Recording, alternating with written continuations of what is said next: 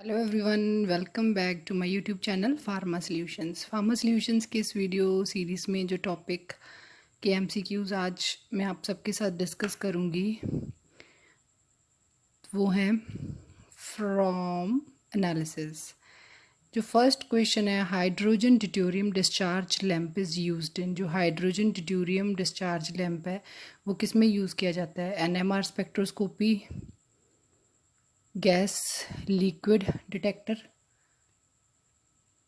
Gas liquid chromatography, UV spectrometer या IR spectroscopy. तो इसका जो सही आंसर है ये है हाइड्रोजन ड्यूटेरियम डिस्चार्ज लैंप। जो हम यूज़ करते हैं वो यूज़ करते हैं यूवी स्पेक्ट्रोस्कोपी में।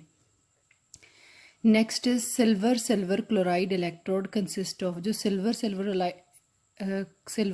क्लोराइड इलेक्ट्रोड है वो किसका बना हुआ होता है? Platinum wire coated with silver chloride, silver wire coated with calomel, silver wire coated with silver chloride या नन ऑफ दीज। तो इसका जो सही आंसर है that is silver wire coated with silver chloride. Next is in gel permeation chromatography the molecules are separated on the basis of. जो jail permeation chromatography है अब उसका प्रिंसिपल ऑफ सेपरेशन क्या है? एड्जॉर्प्शन है, पार्टीशन है, chemical nature है या साइज एंड शेप है? तो जो जेल परमिएशन क्रोमेटोग्राफी है उसमें जो मॉलिक्यूल सेपरेट होते हैं वो on the basis of size and shape के बेसिस पे सेपरेट आउट होते हैं। In spectroscopy mass molecular mass is determined by. कौन सी स्पेक्ट्रोस्कोपी से हम मॉलिक्यूलर मास डिटरमाइन कर सकते हैं? यूवी, आईआर, एनएमआर या मास spectroscopy.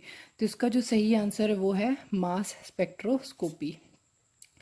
Next is H high performance liquid chromatography method is IP official method for assay of. जो HPLC है वो किसके लिए ऑफिशियल मेथड है? एस्पिरिन के लिए, डिल्टाइजम के लिए, एर्गेट के लिए या कोडीन फॉस्फेट के लिए? तो जो एचपीएलसी है वो ऑफिशियल मेथड है for diltiazem. Next is UV spectroscopy ranges form. जो यूवी स्पेक्ट्रोस्कोपी है उसकी जो रेंज है वो कितने से कितनी है? 3500 to 3200 angstrom, 4000 to 8000 angstrom, 2000 to 4000 angstrom या 2300 टू 2500 एंगस्ट्रॉम। तो जो यूवी स्पेक्ट्रोस्कोपी है उसकी जो रेंज है that is from 4000 to 8000 angstrom. Next is the value of extension coefficient more than 10 raise to power 4 are called. जो एक्सटेंशन कॉफिशेंट होता है उसकी वैल्यू जो 10 रेज टू पावर ज़्यादा उसे क्या हम उसे कहते हैं? Allowed transition, forbidden transition, permitted transition या नन ऑफ दीज। तो जिसकी वैल्यू ऑफ एक्सटेंशन कॉफिशेंट की वैल्यू जिसमें इससे ज़्यादा होती है तो उसे हम कहते हैं अलाउड ट्रांजिशन। और फॉरबिडन ट्रांजिशन में जो एक्सटेंशन कॉफिशेंट है उसकी वैल्यू होती है between 10 to 100। Next is rate of decrease in intensity with thickness of absorbing medium is proportional to intensity of incident radiation is called Beer law, Lambert law, Woodward-Fisher's rule या extension coefficient। तो जो rate of decrease in intensity है DI with thickness X is directly proportional to intensity of incident radiation। तो उसे हम कहते हैं Lambert law। अगर उसके साथ कंसंट्रेशन आ जाए तो उसे हम कहेंगे बियर लॉ।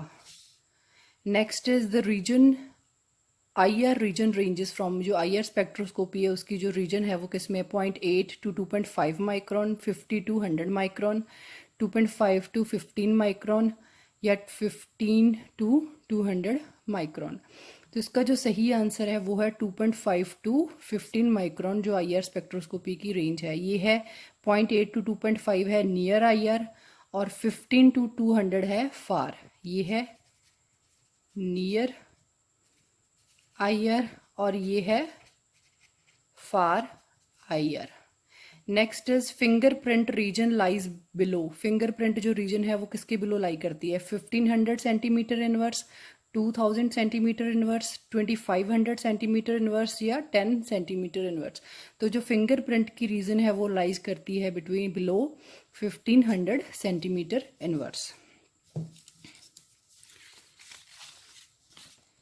नेक्स्ट जो क्वेश्चन है वो है electron capture detector is used in IR spectroscopy, NMR, paper chromatography या गैस क्रोमेटोग्राफी।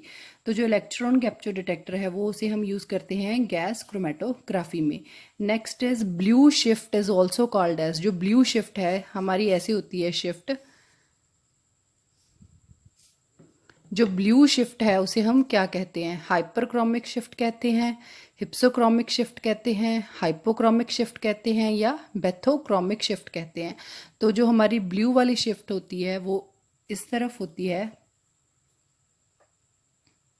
और इस तरफ होती है, तो उसे हम कहते हैं hypsochromic shift. Next is R band absorption occurs due to, जो आर बैंड में अब्जॉर्प्शन होती है वो किसके कारण होती है, n to pi star transition के कारण होती है, pi to pi star transition के कारण होती है, इलेक्ट्रॉन ट्रांजिशंस के कारण होती है, sigma to sigma star transitions के कारण होती है। तो जो आर बैंड में अब्जॉर्प्शन होती है वो अकर होती है due to n to pi star transition. Next जो क्वेश्चन है that is incident radiations of a spectrophotometer is dispensed by passing the light through. जो हमारी इंसिडेंट लाइट है स्पेक्ट्रोफोटोमीटर में वो डिस्पर्स्ड होती है by passing a light through, किसके थ्रू, ग्रेटिंग, फिल्टर, स्लिट या प्रिज्म। तो स्लिटर, जब इंसिडेंट लाइट आती है तो वो प्रिज्म के थ्रू पास होती है, वहां से वो डिस्पर्स आउट होती है। Next is energy required for transition in the following order. इनमें से कौन सी एनर्जी रिक्वायर्ड है ट्रांजिशन में, तो वो ऐसा होता है जैसे sigma, pi, n, pi star, sigma star. सबसे पहले होगी pi to pi star, sigma to sigma star. Sigma to sigma star ये फर्स्ट है, इसके बाद होगी एन टू सिग्मा स्टार, फिर पाई टू पाई स्टार और एन टू पाई स्टार। तो इसका जो आंसर सही है वो है सिग्मा टू सिग्मा स्टार,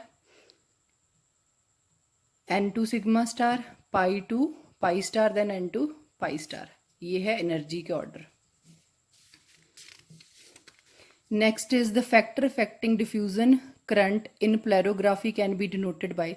जो प्लेरोग्राफी में फैक्टर डिफ्यूजन करंट का जो फैक्टर किससे डिनोट होता है, Beer law, Nernst equation, Ilkovic equation या लैम्बर्ट ला। तो इसका जो सही आंसर है वो है Ilkovic equation. Next is dash is kept constant in amperometric titrations. Amperometric titrations में हम किसी कांस्टेंट, कंडक्टेंस को, करंट को, वोल्टेज सप्लाइड को या रेजिस्टेंस को। तो कम्प्लेक्सोमेट्रिक टाइट्रेशंस है उसमें हम वोल्टेज अप्लाई को कांस्टेंट रखते हैं।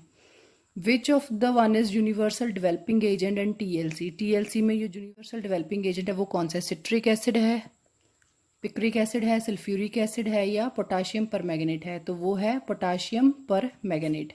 Next is calorimeter is a branch of spectroscopy in which absorption measurement is made in.